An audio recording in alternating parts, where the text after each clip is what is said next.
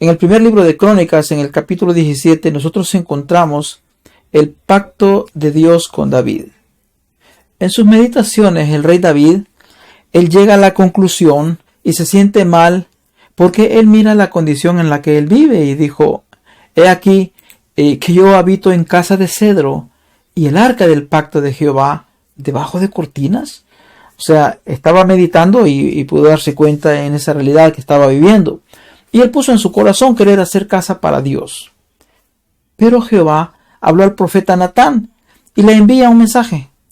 Le dice: tú no me construirás casa en la que yo habite. Además, te hago saber, dice, que es Jehová quien te edificará casa. Y cuando tus días sean cumplidos para irte con tus padres, levantaré descendencia después de ti, a uno de entre tus hijos, y afirmaré su reino. Entonces es promesa de Jehová que el reino de la línea davídica es afirmado por Dios. Y con el pasar de los años encontramos que la línea davídica está en peligro por esta gobernación ambiciosa de una malvada hija de Jezabel, usurpando el reinado, y su nombre es Atalía, reina de Judá. Bueno, ¿qué pasó ahí? Nosotros encontramos el relato en el segundo libro de Reyes, capítulos 11, y también en el segundo de Crónicas 22, 10 hasta el 23, 21. Atalía era nieta de Omri, hija de Acab y de Jezabel. Fue reina por 7 años. Nadie sabe a ciencia cierta por qué fue elegida esposa de Joram, hijo del piadoso Josafat. Pero su perniciosa influencia indujo a Israel a la idolatría y al crimen. Tanto a su marido como a su hijo Ocosías, rey Judá, pues siempre influenció mal. Luego de la muerte de estos, usurpó el trono e hizo degollar a sus demás descendientes, que no quedara nadie. Aquí es donde vemos nosotros que la línea davídica se pone en peligro. Pero no murió Joás. Joás, el menor, siendo un bebé de los hijos de Ocosías y de Sibia, gracias a que fue escondido en un lugar en el templo por su tío o por su tía Josheba y su esposo Joiadá, este era sacerdote que servía allí en el templo. Así la línea davídica pues no se rompió. Pasó 6 años escondido. Pero luego después fue sacado del refugio y coronado por el valeroso sacerdote Joiadá. Luego, este participó en un complot contra la usurpadora Atalía, siendo ayudado por el oficial Elisafat. Ahora, la infeliz reina murió destrozada por el pueblo al salir del templo, porque ella gritó cuando ya se vino a dar cuenta, ¿no?, que estaban por quitarla. Ella empezó a gritar, esperando de que sus guardias le ayudaran, pero lo que no sabía de que ya el complot ya estaba preparado, y lo que hicieron fue sacarla y llevarla afuera y le dieron muerte. Así llegamos nosotros pues al relato ahora del segundo libro de Reyes, capítulo 12. Y esto va paralelo con el segundo de Crónicas 24. Encontramos nosotros ahí, en el libro de Reyes segundo, capítulo 12, los versículos 1 al 3, está el resumen del reinado Joás. Dice así: en el séptimo año de Jehú comenzó a reinar Joás, y reinó 40 años en Jerusalén. El nombre de su madre fue Sibia de Beerseba, y Joás hizo lo recto ante los ojos de Jehová todo el tiempo que le dirigió el sacerdote Joiadá. Con todo eso, los lugares altos no se quitaron, porque el pueblo aún sacrificaba y quemaba incienso en los lugares altos. Bueno, este es el resumen de todo su reinado, los versículos de introducción del 1 al 3. Y después nosotros nos damos cuenta cómo se va desglosando la actividad de este rey a través de los años.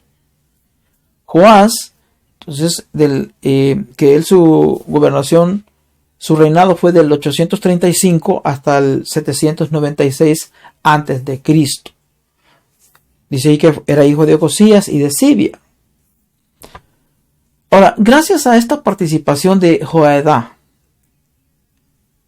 sucedió que entonces Ocosías, su padre, al arrebatarle el reino la usurpadora Atalía, sabemos que ya no pudo más con el complot que se levantó. Ahora este niño llega a ser el rey de Judá. Nos dice pues la escritura que reinó por 40 años. Ahora, por un espacio de 23 años, Joás sirvió a Dios y él prosperó. Se dice que los ídolos del templo fueron extirpados, fueron quitados del templo que estaban por reparar o lo estaban reparando. Joás dice que hizo lo recto ante los ojos de Jehová todo el tiempo que lo dirigió el sacerdote Joiada. Y encontramos nosotros en los versículos 4 al 5, Joás emite un decreto acerca de la reparación del templo. Y todo el dinero consagrado había que pues ser depositado. Sabemos que con regularidad habían ingresos que llegaban al templo de diferentes fuentes. El rey Joás quería usar ese dinero con un solo objetivo en particular, lo cual era reparar el templo. Era una buena acción. Este dinero era recibido de 3 maneras. La primera manera como se colectaba el dinero era por el rescate de persona, como de acuerdo a lo que dice la ley en Éxodo capítulo 30, versículos 13 al 14. Ahí se manda cómo es que había que colectarse este dinero por el rescate de persona. La segunda manera de tener dinero era por un impuesto civil, y según estaba estipulado en el libro de Levítico, capítulo 27, versículo 2. Y esto estaba basado de acuerdo en el valor que tenía cada persona, en el valor o la estimación de su alma. Era un impuesto civil. Pues esto también iba a ir para lo del templo. Y la tercera manera era que todo el dinero que cada uno de su propia voluntad trajera a la casa de Jehová. Estas eran ofrendas dadas libremente, además de las donaciones requeridas. Estaban las que estaban por obligación de acuerdo a los escritos en la ley. Pero había una tercera contribución, que lo cual era totalmente voluntario, de acuerdo a lo que cada quien quería traer. Todas estas fuentes habían estado funcionando abiertamente en algún tiempo. Pero lo que sucede es que como el templo entró en deterioro, la casa de Jehová entró en deterioro, ¿verdad? ¿Qué es lo que estaba pasando? Bueno, que los sacerdotes y los levitas habían convertido esos ingresos en algo para su uso personal únicamente. Todo el dinero ya nomás iba para sus usos, ya no utilizaban. Ellos podían vivir de esos ingresos, pero también tenían que mantener el templo en actividad, en buen estado. Pero ellos estaban dando un mal ejemplo. Ahora el rey Joás, trabajando a través con los sacerdotes, corrigió este problema. Nosotros encontramos ahora, pues siguiendo el relato en los versículos 6 al 13, se junta el dinero para el trabajo de reconstrucción. El sumo sacerdote, Joiada, tomó un arca, dice ahí, e hizo pues en la tapa del arca, hizo un agujero y la puso junto al altar. Fue un lugar estratégico, porque todos que tenían que ir al templo lo iban a ver. Entonces, bajo la dirección del rey Joás, los sacerdotes le dieron al pueblo la oportunidad también que el pueblo pudiera dar.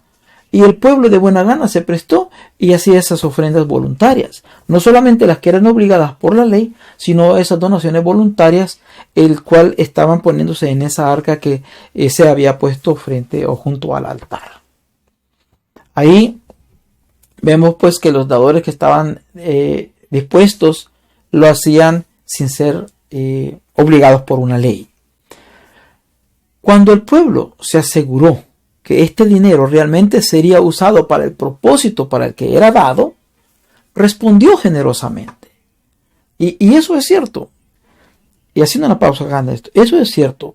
Cuando usted, que es miembro de una iglesia o un templo, un lugar donde usted se reúna, Pero usted ve que si le dan buen uso a esos recursos que usted provee, pues se siente gusto el poder dar. Pero cuando usted se da cuenta que están siendo mal usados, pues lógico, usted no siente ese deseo. Llega a ser tentado a decir, no, yo prefiero mejor no hacerlo. Pero en este caso, ahora esta reforma que está haciendo el rey, pues trabajando juntamente con los sacerdotes, se ve que es apoyado por el pueblo. El pueblo confió y respondió generosamente. El punto número 4 en los versículos 14 al 16 dice ahí que el templo es reparado. A través pues de esta buena administración, el proyecto sigue adelante. Fueron capaces de encontrar hombres en los que se podían confiar para usar el dinero sabiamente y honestamente, porque los mismos trabajadores que estaban trabajando ahí en el templo, valga la redundancia, pues se dieron cuenta de que todo estaba siendo utilizado para los propósitos de reparar el templo de Jehová.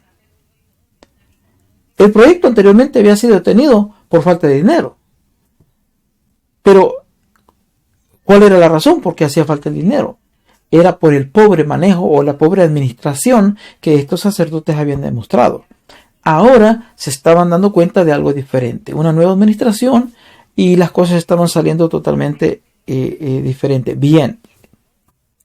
Por eso dice ahí la palabra, ¿no? Joás hizo lo recto ante los ojos de Jehová todo el tiempo que lo dirigió el sacerdote Joiada. Bueno, pero pasó el tiempo y Joiada murió. ¿Qué sucede con el joven rey de Judá? Bueno, tristemente, Joás apostató de su fe. Había limpiado el templo de ídolos y lo repararon. Pero también la misma escritura nos dice que con todo eso, los lugares altos no se quitaron, porque el pueblo aún sacrificaba y quemaba incienso en los lugares altos. Pero no lo hacían a Jehová, no, sino que lo hacían a los ídolos de Acera y a los Baales. En el segundo libro de Crónicas, capítulo 24, 15 al 23, nos dice que Joás se volvió a la idolatría cuando murió Joiada. Pero también dice que después vino juicio. En el capítulo 24 del segundo libro de Crónicas, 17 al 19, dice ahí el texto que después de la muerte de Joiada, vinieron los oficiales de Judá y se inclinaron ante el rey. Y el rey les escuchó. Abandonaron la casa de Jehová, el Dios de sus padres, y dice que sirvieron a los ídolos de Acera. Entonces vino la ira de Dios sobre Judá, sobre Jerusalén, a causa de la culpa de este rey. No obstante, Dios les envió profetas para hacerlos volver. Y aunque estos dieron testimonio contra ellos, ellos no lo escucharon. Joás prefirió escuchar a los oficiales de Judá. Así como antes había escuchado a Joiada, ahora era evidente pues que estaba escuchando esta nueva fuente, estos soldados o estos oficiales del ejército. Esto nos demuestra que Joás, su carácter era débil, su personalidad no tenía un carácter firme. Pero dice la palabra que Jehová le envió profetas para hacerlos volver. Segundo de Crónicas 24, 20 al 22, dice que entonces el Espíritu de Dios vino sobre Zacarías, el profeta. Pero tenemos que tener cuidado porque no se refiere al escritor del libro Zacarías. Este es otro Zacarías. Este Zacarías es el hijo de Joiada. Entonces el Espíritu de Jehová vino sobre Zacarías, hijo del sacerdote Joiada. Y él se puso en pie en lugar más alto del pueblo y le dijo: así ha dicho Dios, ¿por qué quebrantáis el mandamiento de Jehová? Por haber abandonado a Jehová, él también os abandona. Sí. siendo reprendido por el sumo sacerdote Zacarías, este inconsciente rey lo hizo mandar lapidar por el pueblo. Qué tristeza, ¿no? Que Zacarías, el hijo de Joiada, el que había servido de protector y de padre de crianza y guía espiritual de Joás, le estuviera pagando ahora en estas condiciones, matándole a su hijo. Joiada cuidó de la vida de Joás, pero Joás no cuidó de la vida de Zacarías, el hijo de Joiada. Volviendo al relato del segundo libro de Reyes, capítulo 12. El juicio de Jehová llega. Punto número 5 de los versículos 17 al 18. El rey Joás le paga al rey Hazael de Siria tributo para evitar un ataque contra Jerusalén. Dice ahí la palabra de Dios: entonces subió Hazael, rey de Siria, y peleó contra Gat. Gat era una ciudad hacia el norte de Samaria. Dice que la tomó y se propuso Hazael subir contra Jerusalén también. Por lo cual tomó Joás, rey de Judá, toda la ofrenda que había dedicado Josafat y Joram y Ocosías, sus padres, y su abuelo, reyes de Judá, y que él mismo incluso ya lo habían dedicado, todo este oro y todos los tesoros de la casa de Jehová que estaban en la casa del rey. ¿Y qué hizo? Enviárselas a Hazael, al rey de Siria, para que se retirara y no invadiera a Jerusalén. Joás fue avasallado varias veces, no solamente esa vez, sino que varias veces por el sirio bajo Hazael, a quien entregó pues todos los tesoros del templo como rescate. En ese tiempo pues el reino de Siria atacó a Judá con un ejército inferior, pero Dios lo usó como un instrumento de juicio contra el desobediente Joás. El rey Joás fue herido en batalla fuera de Jerusalén. Y el punto número 6, los versículos 19 al 21, vemos ahí la conclusión, cómo el asesinato de Joás ocurre. Dice la palabra de Dios que los demás hechos de Joás y todo lo que él hizo. Pero lo que nosotros encontramos al leer el relato bíblico, que no hay ningún registro de arrepentimiento de parte de Joás. Nunca regresó a cumplir su brillante promesa temprana, su promesa de juventud, que él había hecho de reparar el templo y de establecer las cosas, las normas justas y correctas. Pero ¿qué pasó finalmente? Él enfermó, pero sus siervos mismos se levantaron en contra de él, conspiraron, conjuraron y finalmente lo mataron.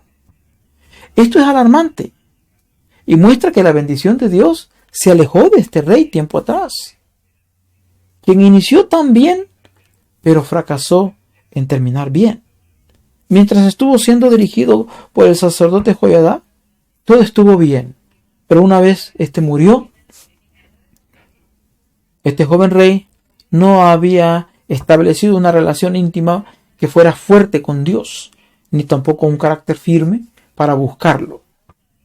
Así, la desobediencia trae su propia amargura y recompensa. Y lo que el pueblo de Dios siembre, pues también eso va a cosechar. Y este rey, pues, cosechó lo que él sembró. Joás merecía abundantemente ser pues un hombre de gloria, porque había reparado el templo y había comenzado bien. Pero su final fue terrible, porque se apartó de Dios, apostató. De esta manera termina su reino lleno de promesas, con esperanzas al inicio, pero un vicioso cruel y ruinoso al final. Un joven mal agradecido.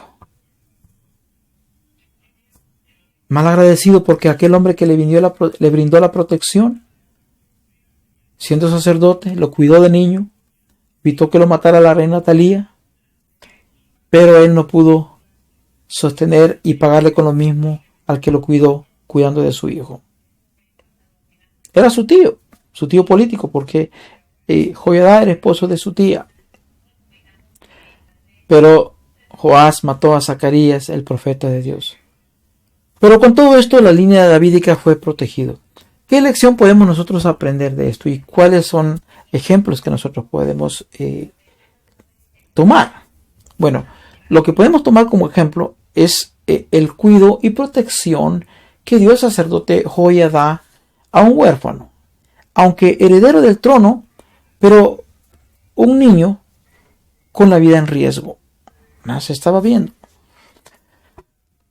También otra cosa que nosotros podemos tomar de ejemplo es el deseo que tuvo Joás de embellecer el lugar de adoración donde se adora a Dios. Eso es digno de imitar, porque es bueno que nosotros nos preocupemos por el lugar donde nos reunimos a tener el compañerismo, no solamente con nuestros hermanos, sino que también donde cantamos y adoramos a nuestro Creador. Tenemos que tener cuidado de ello. No tenemos que dejarlo en ruinas. También un ejemplo que nosotros podemos ver es la disponibilidad que tuvo el pueblo en dar. Cuando vieron de que el proyecto era correcto, era justo y estaban obrando bien, las personas no lo pensaron dos veces, vieron de que hasta en abundancia esta participación que tuvo la gente de obrar de buena manera es un ejemplo digno de imitar. Otra cosa que nosotros podemos imitar es la honestidad misma de aquellos que estuvieron trabajando dentro del templo, porque ellos pudieron ver de que lo que estaba llegando se administraba de la manera correcta. Y ellos dan buen testimonio de que aquello era así. Por lo tanto, no estaban tomando ellos ventaja. Y esto es bueno de imitar, porque en algunas veces sucede de que hay personas que les toca administrar los bienes de un lugar, y cuando miran la abundancia, lo que hacen es aprovecharse del momento y enriquecerse ellos, en vez de prosperar el lugar. Lo que buscan ellos es prosperarse ellos a sí mismos. Pero la intención de verdad de aquello no era para enriquecer a las personas, sino para prosperar y cuidar el lugar de adoración. Pero es digno de imitar que aquí aún estos trabajadores, aunque vieron que había en abundancia, ellos no tomaron ventaja, sino que dieron testimonio de que las cosas estaban saliendo bien. Lo que sí nosotros tenemos que tener alerta y prestar atención es que hay muchas personas en los hogares de creyentes, en las iglesias, que no le damos importancia a las inconsecuencias que son evidentes en algunas personas, especialmente los jovencitos, los niños, cuando están creciendo. Hay jóvenes que aparentan ser lo que no son, sencillamente porque son hijos de creyentes. Tienen que tener una compostura para demostrar lo que son. Y uno de padre puede llegar a ser equivocado, tener una imagen equivocada. No, tenemos que ser bastante perspicaces con respecto a eso. Porque muchas veces parecen ser honrados y leales. Pero son como, dice la palabra de Dios, son como sepulcros blanqueados, atractivos por fuera, pero por dentro están corrompidos.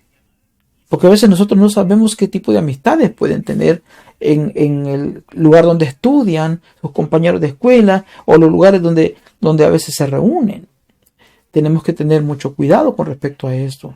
El corazón puede estar manchado, teñido de pecado, y así permanecer sin ningún registro de nada, pero teniendo una doble vida, mostrando tal vez ante la iglesia una cara totalmente diferente a lo que ellos son. Pero ¿qué es lo que sucede? Bueno, llegan los momentos cuando esos corazones que se van endureciendo crecen, se hacen insensibles, donde ya no son los padres los que tienen que estar lidiando con ellos, sino que ya ellos mismos tienen que ir demostrando quiénes son. A veces ya no se quieren involucrar dentro de la iglesia, van prestando o haciendo caso omiso en participar. Y es donde usted se puede ir dando cuenta que ya no están apreciando los asuntos espirituales. ¿Por qué? Porque otras cosas han tomado su primer lugar en su corazón. Ya tienen otras tendencias. Y un ejemplo es como lo de este rey. Este rey, aunque entró con buena gana, quitó todo, pero había algo que nos dice el resumen a un principio, que los lugares altos no los quitó. Y eso es un peligro, porque dejó todavía vestigio o las posibilidades. Tal vez no por entrar en controversia, quizás no quiso entrar en controversia con el pueblo, porque a lo mejor el pueblo lo hacía y él quiso decir, bueno, si estos quieren hacerlo, allá que lo hagan ellos. Pero eso mismo le sirvió de tropiezo para él mismo.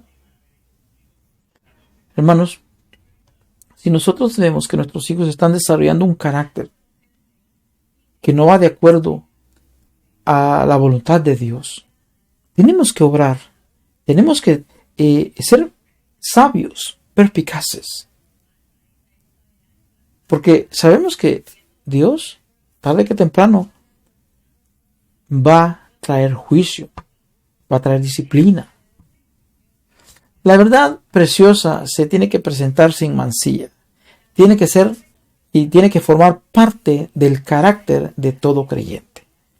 A Joás le llegó la oportunidad de arrepentirse y buscar a Dios por protección. Pero en lugar de eso, confió en las riquezas materiales en vez de pedir auxilio divino para enfrentar el ejército enemigo. Sí, porque Joás, cuando se dio cuenta de que este rey iba a invadirlo, en vez de buscar la ayuda de Jehová, pedir el auxilio divino, arrepentirse por lo que había hecho, no lo hizo.